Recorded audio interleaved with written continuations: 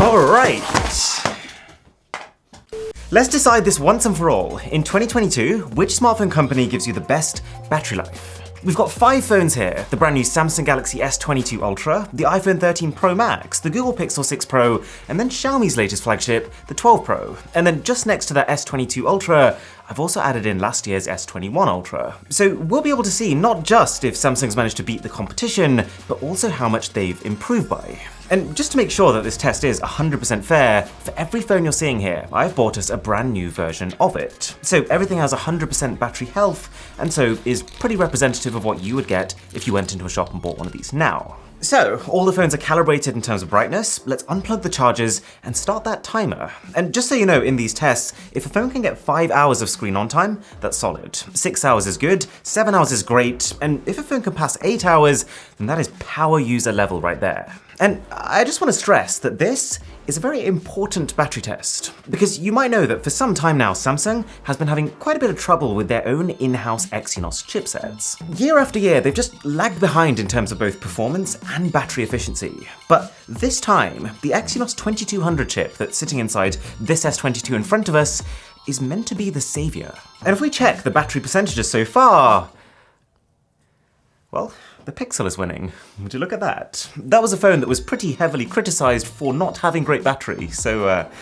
fingers crossed that result changes. And while we wait for it, I do want to mention a few things that Samsung has done with this next generation S22 Ultra, which they're saying will elevate it to another level of battery life. So for starters, because this phone is more intelligent, it can now predict, based on what you're doing with your phone, when you're not going to need your Wi-Fi and signal, and then temporarily, for short periods of time, put them to sleep without you realizing. But it's not just that, they've also used a very special display on this phone. You can see how sometimes these screens are flickering quite a lot, other times less so. Well, that's because each phone on this table is using LTPO tech that lets their screens refresh at the minimum refresh rate that they need to display the content you're looking at, which saves power. And while last year's Samsung, the iPhone and the Pixel can all go from 120Hz to as low as 10Hz, the S22 Ultra, as well as Xiaomi's Mi 12 Pro, use a new generation of this technology that can take them as low as 1Hz. I've made sure to include some static bits in this test, so we will get to see how much of a difference it's making. So far though, looking at the battery percentages now, it's not looking great. The iPhone is now leading the pack. That in itself doesn't surprise me. I've been using a 13 Pro Max since the day it came out. The battery is life-changing on that thing. But then, interestingly, that's being trailed by not the S22 Ultra, but in fact the S21 Ultra. There's still plenty of time for that to change, but it is still surprising. If we drop all the battery capacities on screen now, you can see that the S22 Ultra has the same size battery as their last phone. And so if you pair that with what should be a bunch of optimizations, then it is a little fishy. Now, it's not impossible that there might be a software update in the future which helps it out, but you've got to remember that A, the time when the most number of people are going to buy this thing is now. So you need to know how good it is now, not after you've received it. B, that this is the state that Samsung has given it to reviewers for testing. So either they've got a PR team that needs a serious looking at, or it's not going to get much better than this. And that's C, the other thing. In my testing, battery life does not tend to improve with updates. The battery life of an S21 Ultra, for example, is not better now than it was at launch last year. Anyways, as you can see, we're currently recording some 4K video on each phone right now. This is probably the most demanding thing you can do on a smartphone. You're using just about every component at the same time, so you will notice the batteries start to fall a little faster. And then straight from there, we're going to take this video clip that we've just filmed on each and load it into Adobe Premiere, a video editing program, with the plan being to make a minor adjustment to the file and then re-export a full version of it to kill the phones all over again. And if I hit that export button, you'll notice that the iPhone finishes the render way faster than any other phone, followed by last year's S21 Ultra. We are just approaching the 3-hour mark, by the way, and the primary message that I actually want to get through in this video is that I am just glad that none of these phones are flagging at this point. I remember when I used to make these tests like 4 years ago, and pretty much no phone would ever hit 6 hours. So progress is being made, which is important because I feel like as our phones have gotten more and more useful, we are increasingly offloading more and more tasks that would have been done using other gadgets onto them. Our smartphones are now our primary navigation devices, our content machines, our banking platforms. And so it's not just that we use them more and therefore we need them to last longer, but it would also be a bigger problem than ever if they suddenly died randomly in the middle of the day.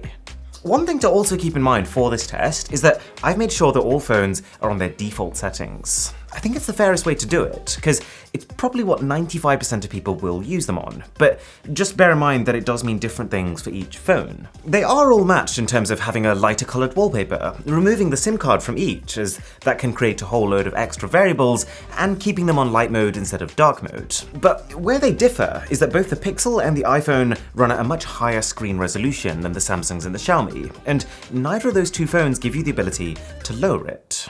That said, it can't be that much of a disadvantage given that the iPhone is now leading by more than 10 percentage points. One thing I do always notice about the iPhone in these tests though is that even though Apple has trimmed down those black screen borders since the original iPhone X, they do still look pretty chunky up against all these full screen, near bezel-less Androids. It doesn't affect the screen size itself though, so as far as battery's concerned, it shouldn't have an impact. Can't believe I tried to play this game on 5 phones at once.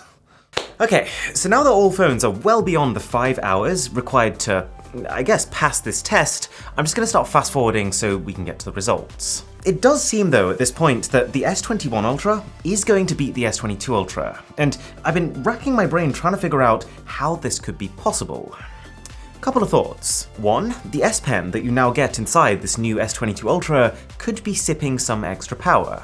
Two, it could be that this new Exynos chip, even though it might be more efficient for some tasks, may actually use more energy when being pushed to its peak level of performance, because that peak is higher than before. Three, it's also possible that the thermals inside this new phone just aren't as good, and if the phone is getting hotter, its battery will drain faster. And finally, it could be some level of software optimization. Unlikely, given that with past Samsung phones, how they've been at launch is how they've tended to stay, but possible. Okay, the Pixel is dead. So is the Xiaomi. Okay, let's just do a bit of a mass extinction right now. Let's just sweep through the entire test and get straight on to which phone lasted for how long. Okay, so in 5th position is the Google Pixel 6 Pro. It's a very strong performance for last place, with a time of 7 hours and 6 minutes. And so, even though it has lost this test, unless you're an extreme power user, I don't think battery should be a reason to not consider this phone. Then in 4th place, we have the Xiaomi 12 Pro, which I've not got around to making a full video about, but it is a really solid refinement from last year's Mi 11, and it definitely looks a lot better too. But yeah, so this phone had a total time of 7 hours 34, which puts it very firmly in the category of great battery life, especially given that it has the smallest capacity battery of all the Androids on this table. Then we've got the S22 Ultra, and whilst I am a little concerned/confused why this didn't outlast its predecessor, if we just put that all aside for a second, 8 hours and 8 minutes is a hell of a lot of screen on time. And so as far as the battery's concerned, I've got no hesitation in still recommending it. The S21 Ultra wasn't really far ahead at 8 hours 15, so that's probably not quite enough of a gap to conclusively say that it beats its successor, but at the same time it is enough to say that it doesn't lose to it. Also, side note, this is the first time I've had proper hands-on with the silver variant of this phone. Isn't it just beautiful? Oh yeah, and then in 1st place, we have the iPhone 13 Pro Max. Let me ask you, how long do you think it lasted? 8 hours 30? 9 hours? Nope, 10 hours, 27 minutes. It's not just better, it is in a whole other tier of endurance. To see if the S22 Ultra fares better when it comes to camera, that video's over here, or for 50 surprising facts about me, I'll leave that video over here. My name is Aaron, this is Mr. Who's the Boss, and I'll catch you in the next one.